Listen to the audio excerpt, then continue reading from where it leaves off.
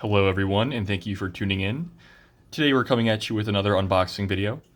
We're going to be opening the Squid Industries Triton V2 today, taking a look at it and seeing what comes in the box. See, it comes with one Squid Industries little felt bag here, containing the Balisong trainer. Little business card. And a sticker. I'll be putting that on my water bottle later. Inside the bag,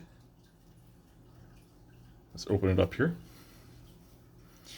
Ooh, wow, look at that. Triton V2, different than the Triton V1 as it has the milled handles. Wow. It's a little chilly because it's aluminum, I believe, and it's been out in the cold, but yeah, I give this a 10 out of 10. Please like and subscribe and leave a comment if you found this interesting. Thank you.